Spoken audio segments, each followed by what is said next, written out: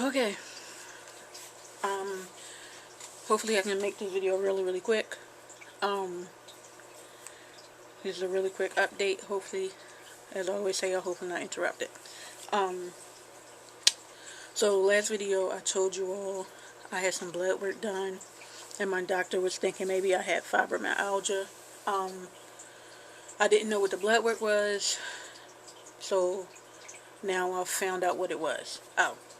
Today is January 31st, 2016. It is 1:17 a.m. Yeah, so I always do this. I think it's like a nervous thing. But anyway, so I found out what the tests that were actually run, and I found out the results. So the tests that were run was sedimentation rate, rheumatoid rheumatoid arthritis factor, or rheumatoid factor, and something called ANA reflex. So basically what my doctor was trying to check for in particular was any signs of lupus or rheumatoid arthritis. So that's the main thing she was looking for. The thing is, with those tests, it checks for those things, but it also checks for any what the hell is the word I'm trying to say? Any autoimmune diseases. So it's like, I don't know. It checks for those things, but it also checks for other things. But regardless, so the rheumatoid factor came back. According to my doctor, she sees no signs of rheumatoid arthritis. The ANA, because I don't know if it's actually pronounced Anna, but ANA reflex came back. She doesn't think that there's any signs of lupus. I would feel better about that if I didn't know that there's other tests that really narrow it down for rheumatoid and narrow it down for lupus. And narrow it down for autoimmune diseases. But yeah, but regardless, the ANA came back, and it's just really a positive or negative. It came back negative. The rheumatoid factor came back, and I think the range is like 0.0 to 13 point something. Mine was like 6 point something, so I'm within that safe range or whatever. Now, the sedimentation rate,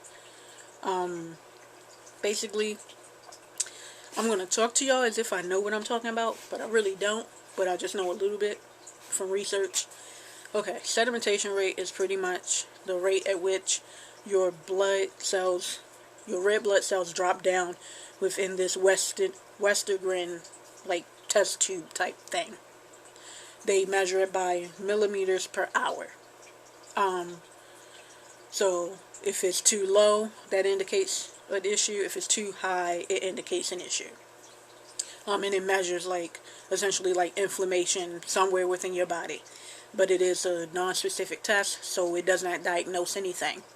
So usually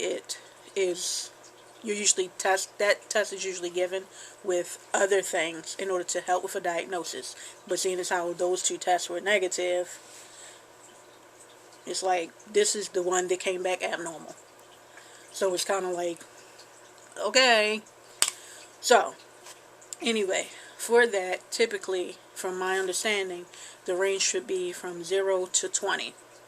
For whatever reason, for my doctor's office, when I look at my results, their range says 0 to 32. I don't know, but regardless, mine is 55. So, what does that mean? It basically means that my sedimentation rate is elevated, and it indicates that I have some sort of inflammation in my body, but it doesn't tell me where or what from or anything. It just pretty much proves that, oh, okay, yeah, it's something going on, so we still don't know what the fuck is wrong with you. but it's still some kind of inflammation. It's inflammation going on somewhere in my body. There's something going on with me that's causing inflammation, essentially. So that's what that is. So that's what became of the blood test results. As far as me talking to her about the kind of emotional kind of instability things, she was going to give me Cymbalta, so that it would help with the pain as well as that kind of off kind of feeling.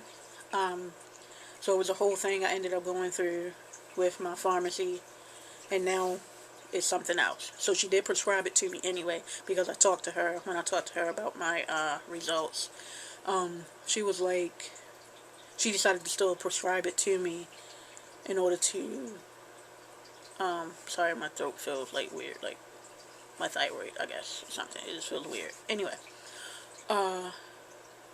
she decided to prescribe it to me anyway, so it could kind of help me with, like, kind of evening out the whole unstable emotional thing, but also to help me with, like, the joint pain and stuff and muscular pain that I'm having. Oh, she also, let me go back, she also has now referred me to a rheumatologist, simply because, you know, sedimentation came back, there's inflammation, something clearly is going on. So now I'm going to see a rheumatologist. I'm actually waiting for the referral to be mailed out. It should have already been mailed out. So actually I'm waiting to receive it. And then I'll make the appointment, go see a rheumatologist, and then go from there and see what happens. So, yeah, I forgot about that part. But anyway, so she did prescribe Cymbalta. Went through a whole thing with the pharmacy. My insurance didn't want to approve it. It had to be, what is it? What do they call it? They had to get the approval, pre-approved or something, which is like the stupidest goddamn thing. They were saying that, oh, your doctor has to call and tell your insurance that you need to take this. Why the fuck would she prescribe it if I don't need it? That's stupid. That's freaking stupid. At any rate, my doctor doesn't work every day. She works Tuesday, Thursday, Saturday. Yeah. But I used to have another doctor that works in that same office, but I switched because he didn't listen to me. This doctor listens to me. Like, she lets me run off at the mouth and say what I need to say, and so that I feel comfortable enough to, like, get things done. We make forward motion and try to attempt to figure out stuff. So, yeah. So this was yesterday. So like I said, she works Tuesday, Thursday, Saturday. Today is now Saturday. So this was yesterday. I was trying to get the prescription. And they said they had to wait for pre-authorization, but if she's not there to call, then how am I supposed to get pre-authorization? Whole thing. So I had to leave a message, and I'm like, okay, well, she needs to do the pre-authorization, whatever. It's somebody that works in my doctor's office, I swear. I can't stand her. I just call her a liar. She's a liar. Every time she answers the phone, I have a problem with her. Every single time. So basically, she told me, she was like, oh, you need to call the pharmacy and ask them to give you a list of other medications for the doctor to give you, because the doctor's not going to know any other medications to give you instead of Cymbalta. What the fuck doctor don't know nothing about medications? And my ass, I just want to feel better, you know, and I just felt like, I felt hopeful, you know. I'm like, I just want to get this Cymbalta, in a sense. I just want to get this fix. That's how I kind of felt. And it wasn't so much the Cymbalta in the fix. I just felt like hopeful and optimistic that, like, there was going to be something to get me jump started to help me begin to even out and, you know, start kind of feeling better. So I was just like, you know what? And usually I dig in that ass. I don't care. I really don't care. I let her have it. I let her have it. And I was just like, you know what? Okay, what is it? Okay. I did let her have it for like this much. Like, Not much. And I was like, you know what? Okay, fine. Call. She was like, if you call and they don't give you a list, then you might have to call your actual insurance company, get it from them. I'm like, all right, fine, whatever. I just want to be on my way to potentially feeling better. That's all I want. Please tell me somebody understands. That's all. I just want to feel better. And I know everything's not going to be back to how it used to be, but at least get me back to my normal. But this whole up and down with my emotions and feelings and this constant pain where I'm feeling like my ass is being beat all the goddamn time, that's not in my normal. And it's hard as fuck. It's hard as fuck. So I just, yeah. So anyway, so I call, the pharmacy she doesn't really have a list for me. So she does give me a number. She's like, okay, this is the number you can call, and maybe they can provide something to you. I speak to my insurance. She provides me a list. She tells me what the problem is. Essentially, insurance is going to want to not have to deal with the whole pre-authorization thing. They'd rather for my doctor to give me a tier 1 medication as opposed to, I guess, jumping up to Cymbalta. So call back, and it's another person to answer the phone this time, and I tell her, and I'm like, I'm really not going to read this whole list though. I'm like, for one, I can't pronounce all these medications. For two, she's the doctor. She knows what would be best for me, or what she thinks is best in order to help with the situation that we have discussed. So just let her know I called the insurance and they just want her to try to pick a tier 1 instead of going through the whole authorization thing. So, with that being said, pre-authorization clearly can't go through because today is Saturday, but, you know, who's working on Saturday? Nobody for real. So, what she did was put in something else. So, let me see. I actually didn't even open it up. I just was like, okay. I have to take now. I don't know how to pronounce the generic name. But I know how to pronounce the real name. Because actually, I'm not going to lie to you. A couple years ago, they tried to give me these pills. And I was like, I am not filling this prescription. I'm not. And I refused to do it. But now, years later, I'm like, oh. But back then, I didn't feel like this. But maybe she knew something that I didn't know, but now I feel this way. But at any rate, I can't even goddamn see, Lord. Oh my gosh. Okay, Zoloft. So this is my alternative, but this is the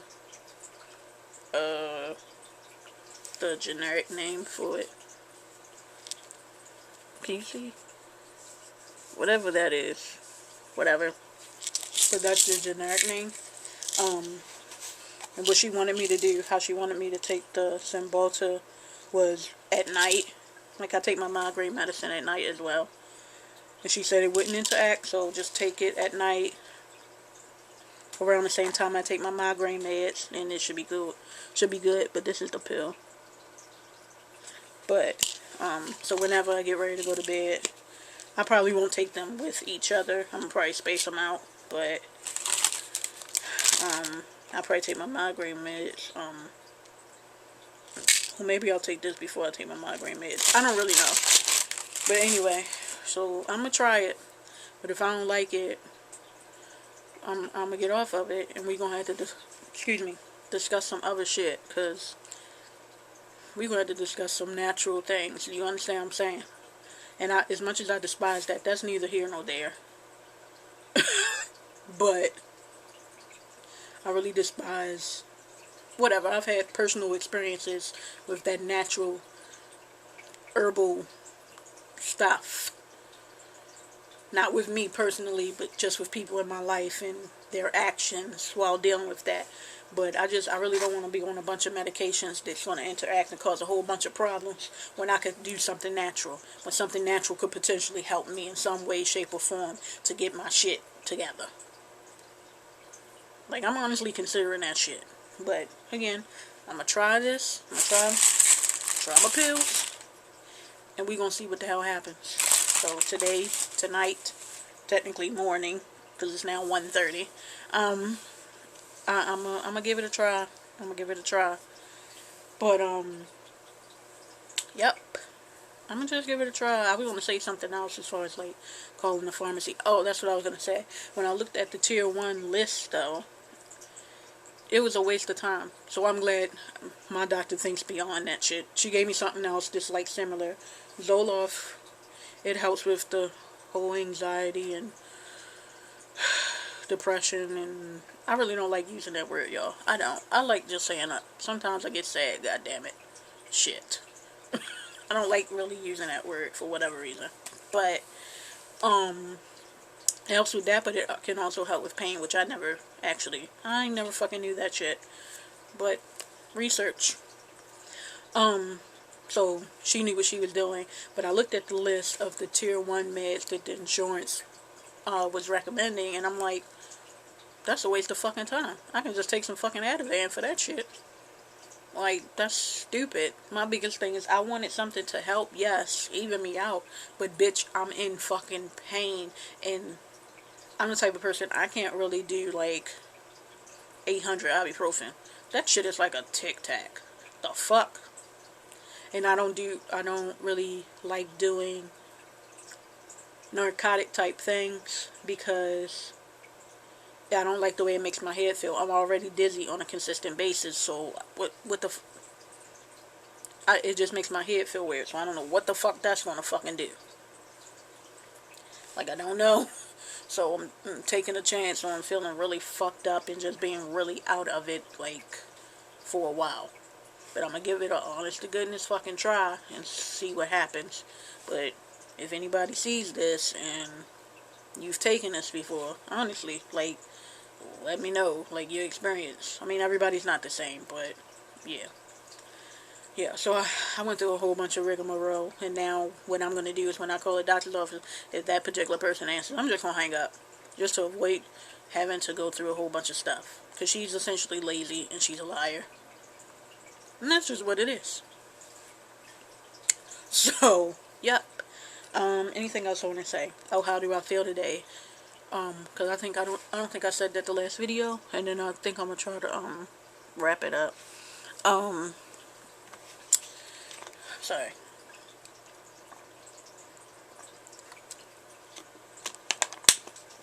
I mean, I'm alright right at the moment. Earlier today, I did not feel good. Like, I felt so outside of myself. Like, I don't know what the fuck that was, but I felt so outside of myself. I felt so disoriented. Like, I just felt like I was just not present.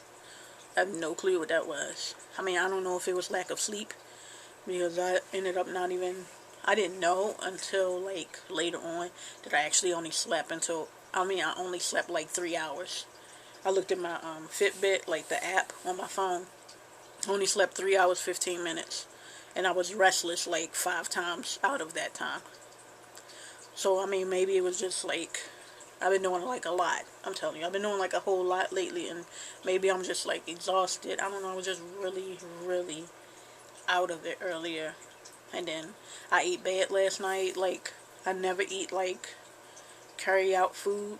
Like, I haven't in like years, but I was doing so much yesterday that I just was like, I don't have the strength to cook. I can't. I've been working on like a drive, like collecting clothes and stuff for like my non-profit and shit. So we actually went out today. That's a whole nother story, and it's totally irrelevant to any of these videos. But so that's why I don't look maybe as bad today, because I actually went out the house. And this is our shirt though. I made the shirt. It's kind of ragged now, but so shameless self-promotion.